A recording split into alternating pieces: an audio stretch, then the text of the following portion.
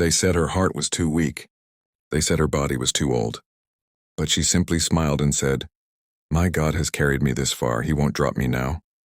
81-year-old Mama Maria had lived long enough to bury friends, raise children, and survive storms many never talk about. But this time was different. A sudden pain in her chest brought her to the hospital, and the doctors found something that terrified even them. A risky surgery, a thin chance of survival, a decision only she could make. Dr. Paul took a deep breath before speaking. "Ma'am, with your age and condition, the chances are extremely low. I'm afraid you may not survive the procedure." The room fell silent. Her children cried.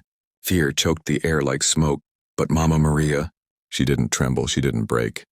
She lifted her frail hand, placed it gently on the doctor's arm, and whispered, "Son, I have survived things harder than this because the Lord held me. If I walk into that operating room, I am not walking alone." Her family tried to convince her to reconsider, but she opened her worn-out Bible, its pages thin as butterfly wings, and pointed to a verse. "When you pass through the waters, I will be with you." Isaiah 43:2. Then she added with fire in her voice, "God didn't bring me through 81 years just to leave me on a hospital bed." That night the nurses heard her praying, not begging, not bargaining, but thanking. "Thank you, Lord, for what you are about to do. My life remains in your hands." Even the unbelievers in the hallway felt something holy in the air. As they rolled her toward the operating room, she whispered Psalm 23 softly, "Though I walk through the valley of the shadow of death, I will fear no evil." The surgical team expected complications. They expected the worst.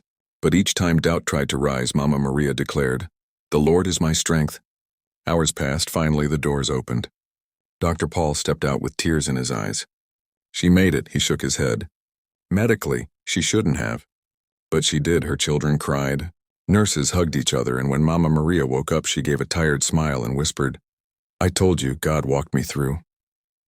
This wasn't a story about doctors, or chances, or statistics. It was a story about faith that refuses to bow to fear. If God carried Mama Maria through a surgery she shouldn't have survived, what makes you think he can't carry you through what you're facing? Trust him.